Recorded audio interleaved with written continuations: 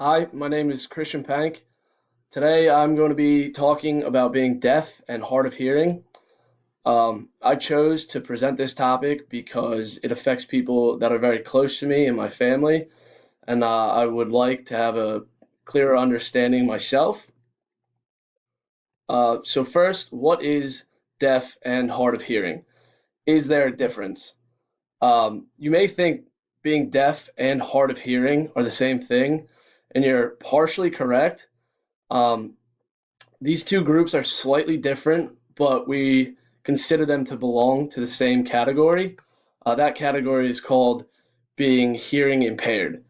Um, the definition of deaf that I chose to use here is hearing impairment that is so severe that one is impaired in understanding sounds with or without hearing aids. Um, when someone is deaf, they lack the power of hearing. This definition refers to someone with little to no functional capacity to hear or communicate verbally. On the other hand, the definition of hard of hearing that I chose to use is a hearing impairment that hinders one's understanding of sounds, including communication. This definition refers to someone that has mild to moderate impairment and may communicate verbally. So how do we hear? It's very important to understand how we ourselves hear in order to understand how being deaf or hard of hearing affects others. So as this diagram that I attached states, it's a four-step process. The first, the sound wave enters the outer ear and travels through the ear canal to the eardrum. Then the eardrum vibrates with the incoming sounds and sends vibrations to three tiny bones in the middle ear, that being the malleus, the incus, and the stapes. The bones then amplify vibrations and send them to the cochlea, which activates tiny hair cells and in return releases neurochemical messengers. Finally, step four, the auditory nerve carries the signal to the brain where it gets translated into a sound uh, that we can understand. So next, I'd like to go over types of deaf and or hard hearing. Um, Hearing loss is brought on by dysfunction of the inner ear, cochlea, um, auditory nerve, or brain damage, and a combination of the two. The first type I'd like to talk about is conductive hearing loss. It's where vibrations are not getting from your ear to the cochlea. This can occur because of any number of things, ranging from excessive earwax buildup to infections and perforated or defective eardrums. Ankylosis or impairment of the ossicles due to infections, trauma, or fusing together is also a cause of conductive hearing loss. The second type of deaf and or hard of hearing category I'd like to talk about is sensory neural hearing loss, which is damage to the hair cells in the cochlea. The degrees of sensoro neural hearing loss can range from mild to profound. Mild being a person cannot hear certain sounds, and profound is where a person can hear no sounds. There are a few ways this happens, either long-term exposure to loud noises or birth defects or infections caused by trauma.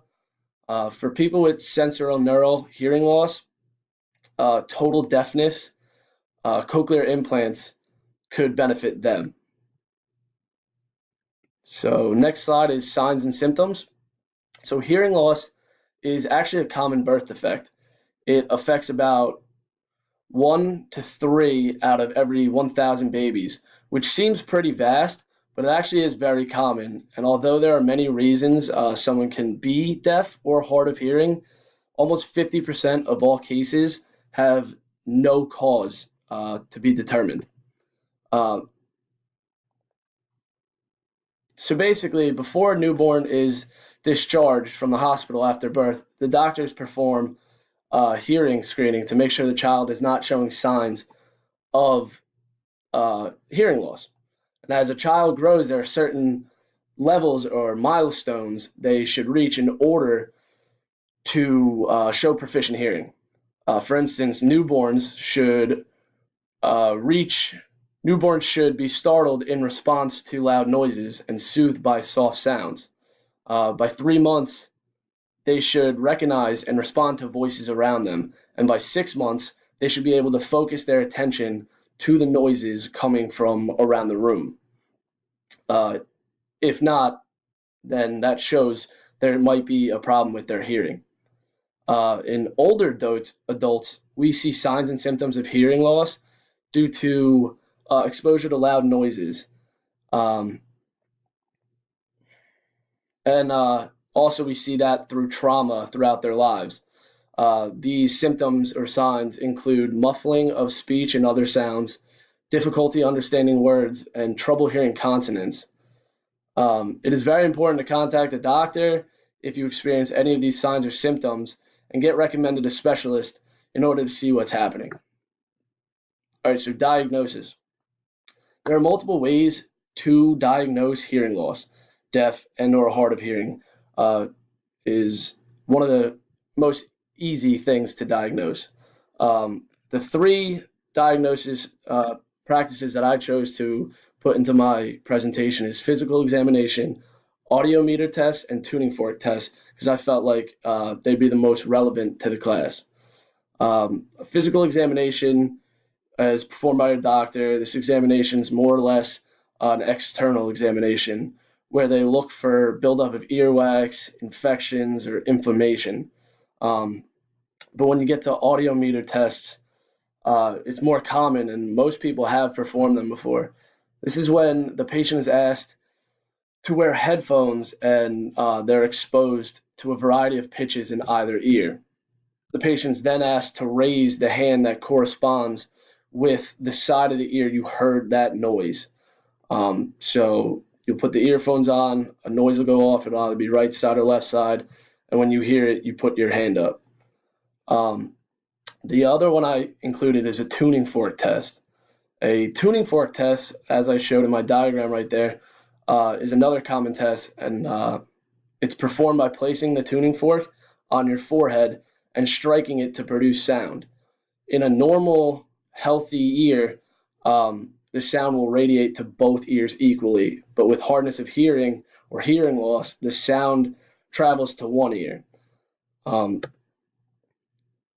With that being said, management and medication for someone who's deaf is not a total cure, but there are ways to help them hear a little better. So one way to manage being deaf is hearing aids. So hearing aids have three components: a microphone, an amplifier, and a speaker. The microphone receives the sounds and sends signals to the amplifier, which increases the power of the signal and then sends them to the ear. This method is useful for those hard of hearing and those who have damage to the tiny hair cells of the cochlea. Surgical procedures, or next management, are beneficial to those who have experienced any trauma to their ear or have reoccurring chronic ear infections where they'd get a tube placed so that they drain their ear. The last one, which I'm sure everyone's heard of, is cochlear implants. These are used with severe or total hearing loss. These implants stimulate the auditory nerve directly. There's two portions, an internal portion and an external portion. The internal portion of a cochlear implant receives signals from the external transmitter and converts them to the cochlea so that it can travel to the brain and that can interpret the sound. So just going through our risk factors right now.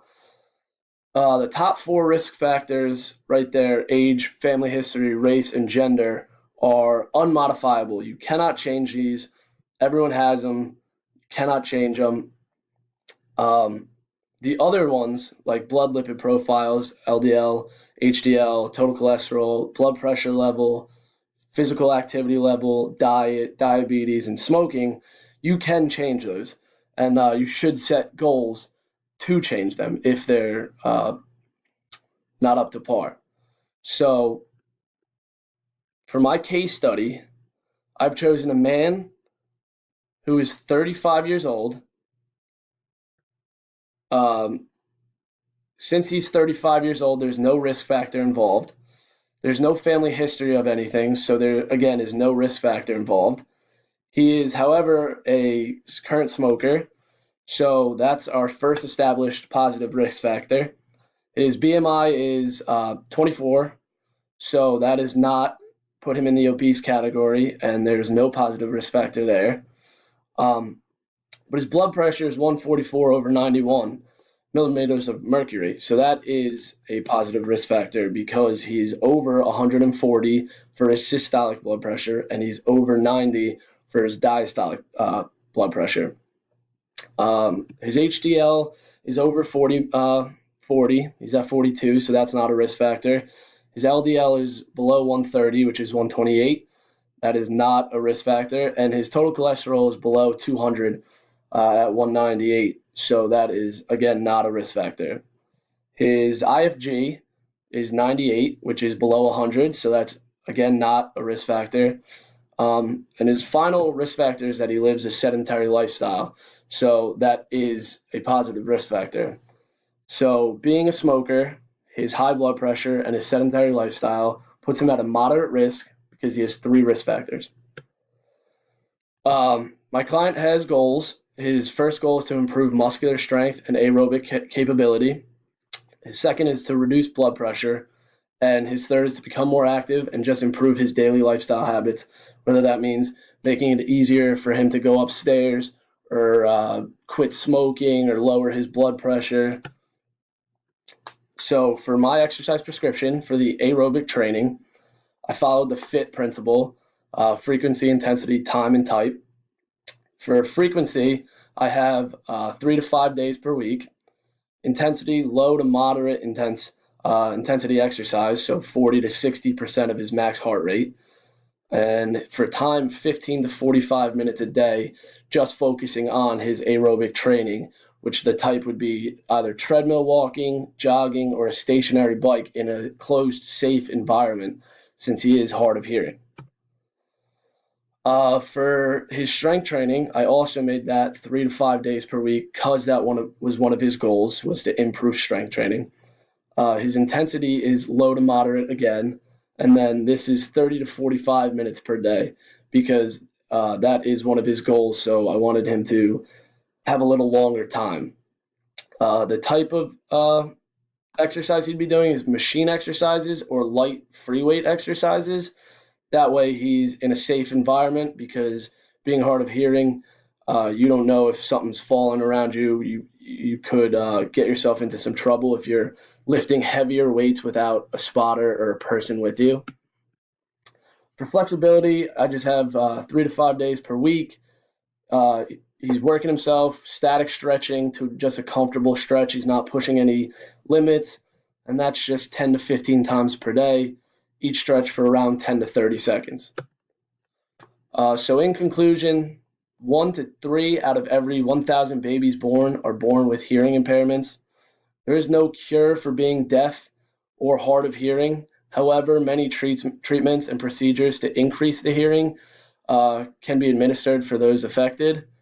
And the overall goal of exercise is to improve lifestyle habits and your overall quality of life. So thank you guys for listening, and have a good day.